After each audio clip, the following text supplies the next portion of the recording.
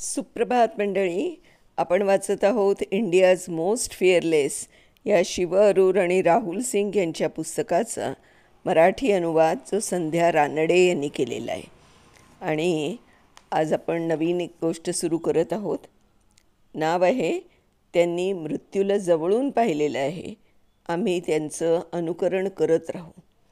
गोष्ट आहे कॅप्टन वरुण सिंग यांच्या यशस्वी मोहिमेबद्दल. तर सुरू करते. पुट्टुशाही, जम्मू आणि काश्मीर, 2 मे 2000. त्यावेळी त्यांना फक्त एवढंच आठवत होतं की पूर्णपणे संवेदना शून्य अवस्थेत ते स्ट्रेचरवर झोपलेले होते.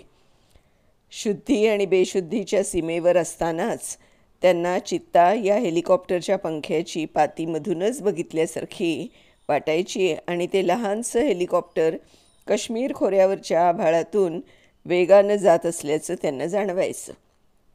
त्यांची छाती धातूच्या असंख्य टोकदार तुकड्यांनी खोलवर चिरून काढली होती. त्यातल्याच काही तुकड्यांनी त्यांच्या उजव्या फुफ्फुसालाही जखमा केल्या होत्या. छातीच्या हाडाचा चुरा केला होता आणि कितीतरी फासळ्या तोडल्या होत्या. आणखी एक तुकडा त्यांच्या हृदयातही घुसला होता. त्यांचा उजवा हात तुटल्यामुळे लोंबत होता. त्यांची दाट दाढी सुकत चाललेल्या रक्ताने माखली होती. लाल शेंद्री रंगाचे ओघळ त्यांच्या समोरच्या बाजूने खाली उतरत होते आणि त्यांच्या लष्करी गणवेशाला आणि त्यांच्या आतल्या कपड्यांनाही त्या ओघळांचे डाग पडत होते. मृत्यूची घटिका एखाद्या व्यक्तीच्या बाबतीत जेवढ्या जवळ येऊ शकते तेवढी ती कॅप्टन वरुण सिंग यांच्या जवळ येऊन ठेपली होती. जम्मू आणि काश्मीरच्या बांदीपोरा भागातल्या मोहिमेच्या जागेवरून सांकेतिक भाषेतला पहिला संदेश आला तो या नौदल कमांडो अधिकाऱ्याच्या मृत्यूची खात्रीलायक बातमी देणाराच. पण मग एका लष्करी वैद्यकीय व्यक्तीच्या लक्षात आलं की त्यांच्या फाटलेल्या छातीवर प्रथमोपचार करत असताना त्यांनी क्षणभर डोळे किलकिले केले होते. तिथेच थांबलेल्या एका हेलिकॉप्टरमधून त्यांना नेलं जात असताना एका अधिकाऱ्याने परत एक संदेश पाठवला. हा कमांडो जिवंत आहे, पण तरीही त्याची अवस्था गंभीर आहे. तो शेवटच्या घटका मोजतो आहे. त्यानंतर 12 जुलै 2016ला म्हणजे त्या मोहिमेनंतर 16 वर्षांनीही कॅप्टन सिंग यांना यातना होतच होत्या. म्हणजे मध्येच काहीतरी थोडंसं अस्वस्थ होण्या इतकंच नाही, तर खऱ्याखुऱ्या सातत्यानं आणि कधीही कमी न होणाऱ्या यातना होत्या त्या. विशाखापट्टणम येथे त्या दिवशी उन्हाच्या झळा अक्षरशः भाजून काढत होत्या. कॅप्टन विक्रम सिंग यांच्याकडे त्या दिवशी एक बहुमान चालून आला. 20 फूट उंचीच्या दगडातून कोरून काढलेल्या एका मानवी हाताच्या पार्श्वभूमीवर त्यांना तो बहुमान देण्यात आला होता. या हाताने शिकारीसाठी वापरला जाणारा एक अणकुचीदार चाकू पकडला होता. त्याच्या छायेखाली कॅप्टन सिंग यांची देशाच्या मरीन कमांडोजसाठी म्हणजे मरीन कमांडोज त्याचं मार्कोस असलेल्या पहिल्या INS कर्ण या युनिटचे CO म्हणून नेमणूक करण्यात आली. त्या समारंभाला हजर असणाऱ्या प्रत्येक व्यक्तीला माहीत होतं की कॅप्टन सिंग यांना केलेल्या सॅल्यूटमागे फक्त त्यांनी मिळवलेल्या यशाचा अभिमान नव्हता.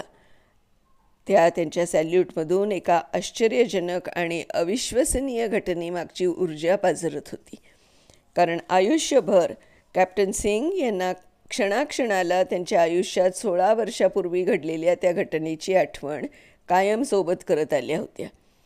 डिसेंबर 1999मध्ये म्हणजेच कारगिल युद्धानंतर 5 महिन्यांनी त्यावेळी लेफ्टनंट पदावर असलेले कॅप्टन सिंग यांनी श्रीनगरमध्ये पाऊल ठेवलं. त्यावेळी काश्मीर खोऱ्यात मोठ्या प्रमाणावर बर्फ पडत होता.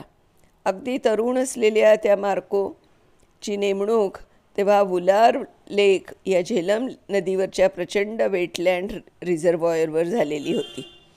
ही जागा श्रीनगरच्या पश्चिमेला गाडी रस्त्यानं गेलं तर साधारण तासाभराच्या अंतरावर होती. वुलार लेकचा परिसर शांत, सुरेख आणि छोट्या छोट्या टेकड्यांच्या पायथ्याशी होता. तो भाग रमणीय होता यात संशयच नव्हता. पण त्याचवेळी पाकव्याप्त काश्मीरमधून भारतात घुसखोरी करणाऱ्या दहशतवाद्यांसाठी तो एक हमरस्ताही झालेला होता. या लेकवरून आलं तर त्यांच्या भारतात घुसण्यासाठीचा जवळजवळ 40 किलोमीटरचा फेरा वाचत असे. दहशतवाद्यांना त्रासदायक वाटत असल्या तरी ही वाट त्यांना अतिशय सोयीची वाटत असे आणि म्हणून भारत सरकारने 1996मध्ये भारतीय नौदलाच्या मार्कोसना या ठिकाणी तैनात करण्याचं ठरवलं. त्यामुळे वुलार लेक आणि त्याच्या आजूबाजूच्या परिसराचं संरक्षण करणं सोपं झालं असतं.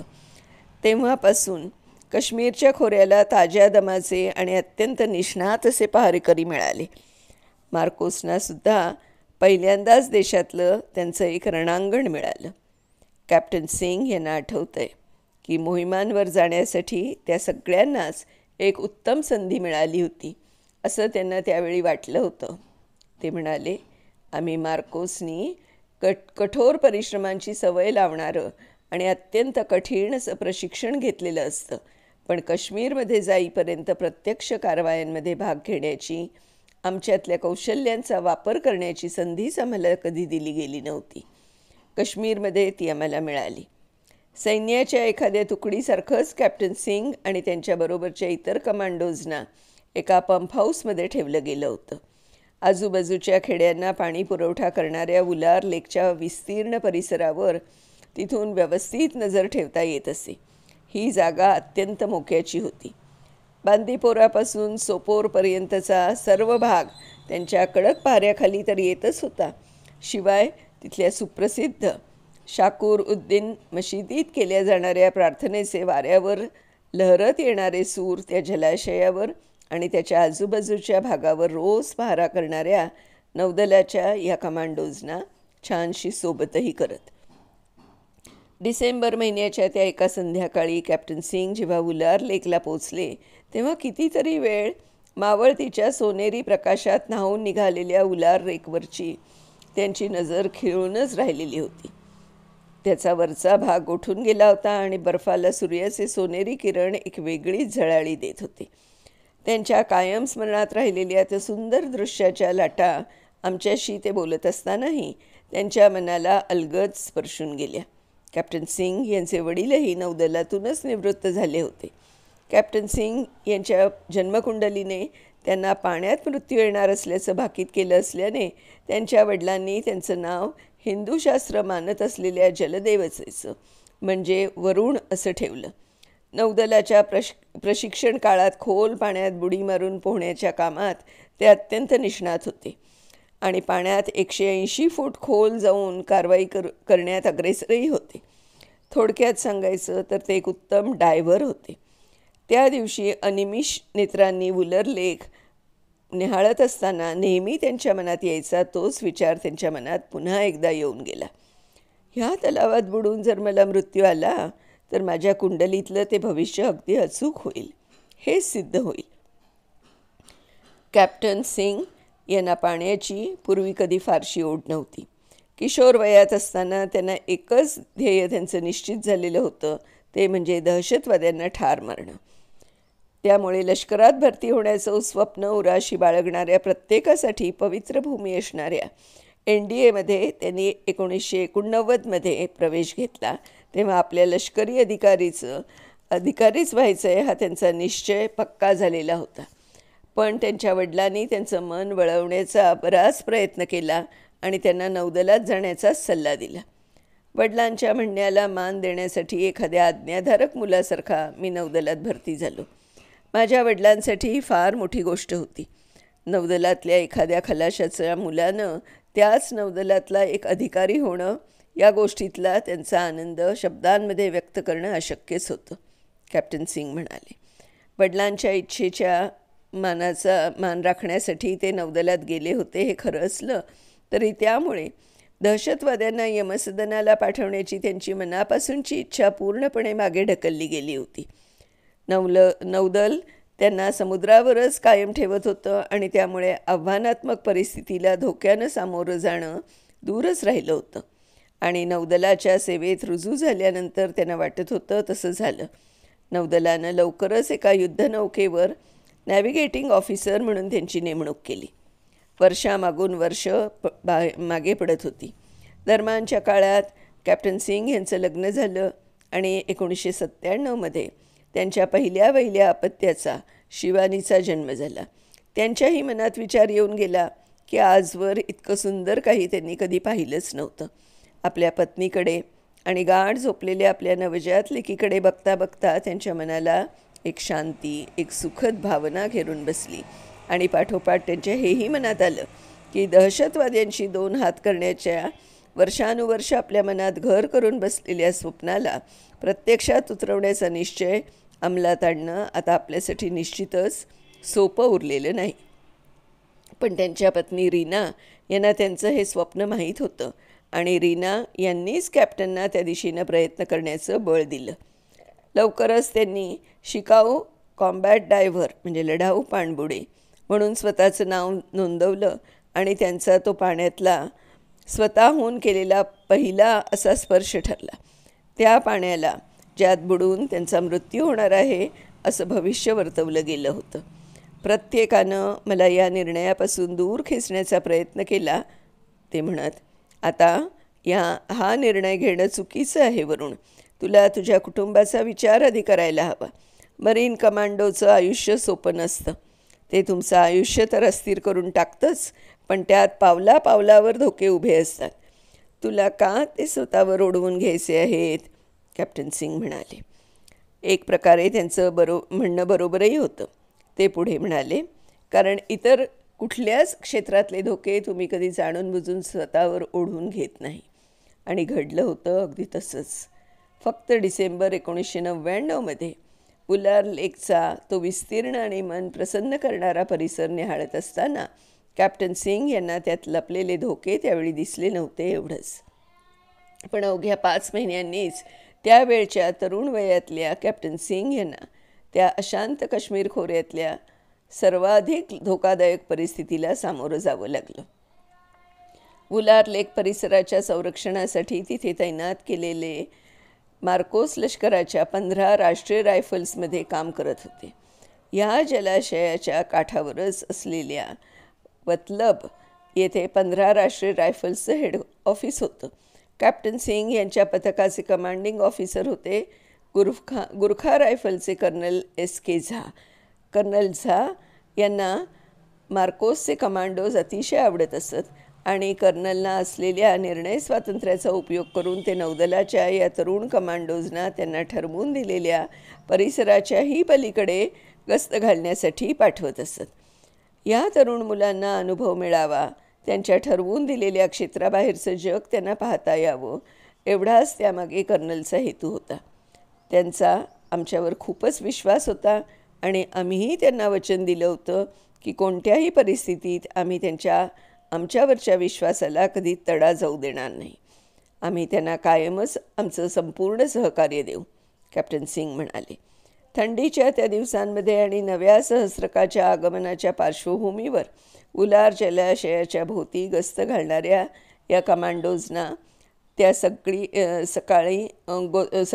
गात्र गोठवून टाकणाऱ्या थंडीत त्यांचं काम करावं लागत होतं. पण दमवून टाकणाऱ्या त्या पहाऱ्याच्या कामाव्यतिरिक्त फारशी कुठली आव्हानं त्यावेळी तरी त्यांच्या पुढे नव्हती. मात्र एप्रिल महिना उजाडला आणि तिथला प्रचंड बर्फ वितळायला सुरुवात झाली. एवढा बर्फ वितळला की LOC ओलांडून भारतात पश्चिमेच्या बाजूला घुसखोरी करण्याच्या प्रयत्नात असलेल्या दहशतवाद्यांना त्यांचा मार्ग पुन्हा एकदा मोकळा होतो. त्यामुळेच एप्रिल महिन्याच्या अखेरीस काश्मीरमधल्या जीवघेण्या समस्यांची लाटही पुन्हा एकदा जोरात उसळली. या सगळ्याची पूर्ण कल्पना असल्यामुळेच कॅप्टन सिंग आणि त्यांचे 7 कमांडो सहकारी यांना 2 मेच्या पहाटे 2 वाजता जेव्हा बोलावून घेण्यात आलं आणि डोंगराच्या बाजूला दहशतवाद्यांची ठाणी असल्याच्या गुप्तहेर खात्याकडून मिळालेल्या बातमीची शहानिशा करण्याचं काम त्यांच्यावर सोपवलं गेलं, त्यावेळी ते कमांडो लगेचच कामाला लागले. 3 डोंगरांच्या पलीकडे गुप्तपणे उभारलेल्या दहशतवाद्यांच्या ठाण्यांचा शोध घेण्यासाठी ते 8 मार्कोस लष्कराच्या 100 सैनिकांबरोबर निघाले. एकामागे एक अशी रांग त्यांनी तयार केली आणि प्रत्येक डोंगराच्या माथ्यावर जाऊन ते डोंगरांच्या दुसऱ्या बाजूने खाली उतरले. वाटेत लागणाऱ्या प्रत्येक सांदी कपारीत त्यांनी कुठे दहशतवाद्यांचा शस्त्रसाठा किंवा एखादा गोदामासारखा वापर केलेली जागा आणि मुख्य म्हणजे दडून बसलेले दहशतवादी यातलं काही सापडतं आहे का याचा कसून शोध घेतला, पण त्यांना कुठेही संशयास्पद असं काही आढळलं नाही. दुपारच्या जेवणाच्या सुमारास ते सगळे टेकड्यांच्या पायथ्याशी सुरक्षित जागा बघून तिथे एकत्र जमले. तेव्हा मात्र ते सगळे रेडिओच्या आवाजाने सावध झाले. त्यांना बातमी मिळाली होती की वुलार जलाशयापासून थोड्याच अंतरावर असलेल्या बांदीपोरा भागातल्या पुट्टूशाही या खेड्यात दहशतवाद्यांची चकमक सुरू होती. तिथल्या एका 2 मजली घरात अल बद्रचे 3 दहशतवादी दडून बसले होते. कॅप्टन सिंग यांनी जेवण बाजूला सारलं आणि ते लष्कराच्या पथकाच्या प्रमुखांकडे गेले. ते आणि त्यांच्याबरोबरचे इतर मार्कोस थेट चकमक सुरू असलेल्या जागेकडे जाऊ शकतात का असं त्यांनी पथक प्रमुखांना विचारलं. बर्फ मितळायला लागल्यानंतरची दहशतवाद्यांशी सुरू झालेली ही पहिलीच चकमक होती. आता याच्यामध्ये काय होतंय पुढे हे आपण उद्या बघूया मित्रांनो. तोपर्यंत बाय बाय.